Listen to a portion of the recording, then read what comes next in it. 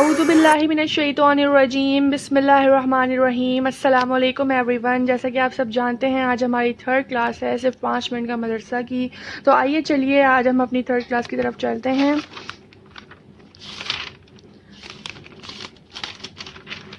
جو کہ ہے تھرڈ رجب المرجب۔ اچھا، قرآن و حدیث کی روشنی میں صرف 5 منٹ کا مدرسہ۔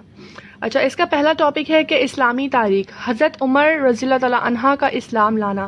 حضرت عمر فاروق رضی اللہ تعالیٰ عنہ کا شمار عرب کے بہادروں میں ہوتا تھا۔ اسلام قبول کرنے سے پہلے حضرت عمر رضی اللہ تعالیٰ عنہ مسلمانوں کے سخت دشمن تھے اور رسول اکرم صلی اللہ علیہ وآلہ وسلم کے قتل کی فکر میں رہتے تھے، نعوذ باللہ۔ ایک دن اسی ناپاک ارادے سے تلوار لٹکائے ہوئے چلے جا رہے تھے کہ راستے میں حضرت سعد بن ابی وقاص رضی اللہ تعالیٰ عنہ مل گئے۔ انہوں نے پوچھا کہ عمر کہاں جا رہے ہو؟ کہنے لگے کہ محمد کے قتل کے فکر میں ہوں، نعوذ باللہ۔ انہوں نے کہا کہ پہلے اپنے گھر کی تو خبر لے، تیری بہن اور بہنوئی دونوں مسلمان ہو چکے ہیں۔ یہ سننا تھا کہ حضرت عمر رضی اللہ تعالیٰ عنہ غصے سے بھر گئے اور سیدھے بہن کے گھر گئے اور دونوں کو خوب مارا، یہاں تک کہ بہن خون سے لہو لہان ہو گئیں۔ اس مار پیٹ کی وجہ سے عمر رضی اللہ عنہ کا غصہ ٹھنڈا ہو گیا۔ انہوں نے کہا کہ مجھے وہ صحیفہ دکھاؤ جو تم لوگ پڑھ رہے تھے۔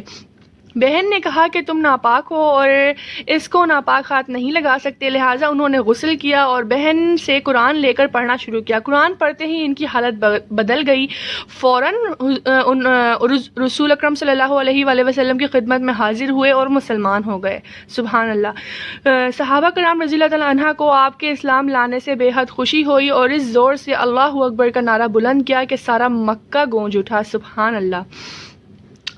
یہ ہوتی ہے قرآن کی برکت۔ اور نمبر 2 بھی ہماری ٹاپک ہے اللہ کی قدرت۔ بال اللہ کی دی ہوئی نعمت ہے۔ بال اللہ کا دیا ہوا انمول تحفہ ہے۔ اللہ تعالیٰ نے انسان کے سر پر ریشم کی طرح چمکدار اور خوبصورت بال اگائے جو سردی، گرمی اور دوسری نقصان دہ چیزوں سے سر کی حفاظت کرتے ہیں اور چہرے کی خوبصورتی کو بڑھاتے ہیں۔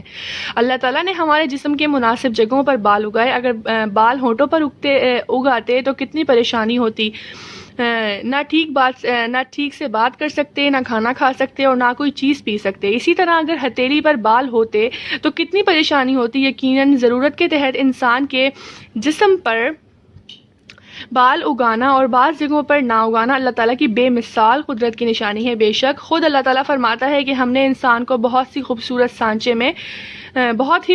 سانچے میں ڈھال کر پیدا کیا، سبحان اللہ۔ سورۃ التین کی یہ آیت ہے جس کا 4تھی آیت ہے۔ نمبر 3 ہمارا ٹاپک ہے ایک فرض کے بارے میں، نماز کے چھوڑنے پر وعید۔ رسول اکرم صلی اللہ علیہ وآلہ وسلم نے فرمایا نماز کا چھوڑنا آدمی کو کفر سے ملا دیتا ہے۔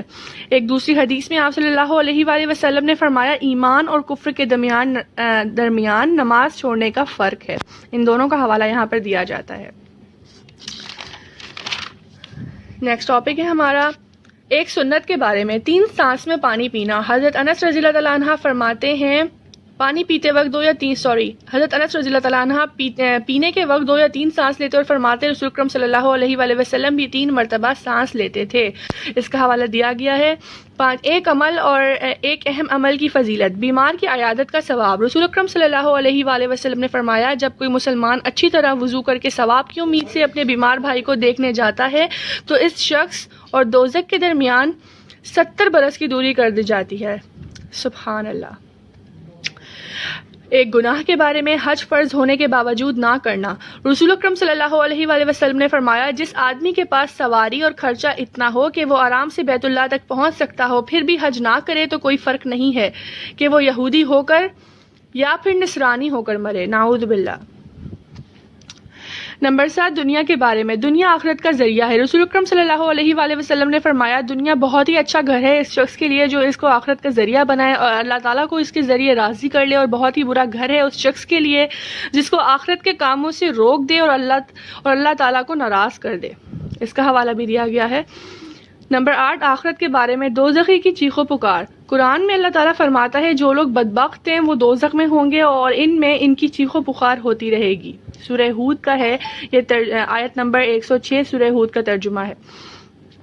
نمبر 9 طب نبوی سے علاج، 3 چیزوں میں شفا ہے۔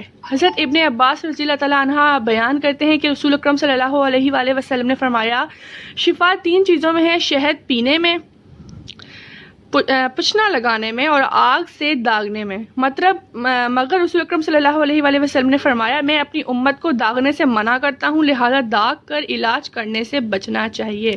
بخاری شریف میں ہے یہ حدیث، اور اس کا جو نمبر ہے وہ دیا گیا ہے یہاں پر حوالہ. اچھا، نمبر 10 ہے کہ قرآن کی نصیحت. قرآن میں اللہ تعالیٰ فرماتا ہے اے لوگو اس رب کی عبادت کرتے رہو جس نے تمہیں اور تم سے پہلے لوگوں کو پیدا کیا تاکہ تم پرہیزگار بن جاؤ. سورہ بقرہ کی آیت نمبر 21 کا ترجمہ ہے. تو آج ہی اس کے ساتھ ہمارے 10 ٹاپک پورے ہوئے اور آج کی کلاس مکمل ہوئی. انشاءاللہ پھر ملتے ہیں. اللہ ہمیں توفیق دے ایک نئے کلاس میں ساتھ ہونے کی، اور جتنی بھی چیزیں ہم نے پڑھی اس میں غلطی کوتاہی کمی بیشی ہو گئی ہو تو اللہ تعالیٰ ہمیں معاف فرمائے، اور جتنی بھی نیک چیزیں ہم نے پڑھی اللہ اس پہ ہمیں عمل کرنے کی توفیق عطا فرمائے، قبولیت والے عمل کریں ایسی توفیق عطا فرمائے.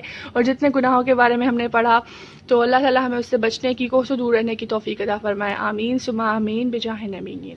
اللہ حافظ.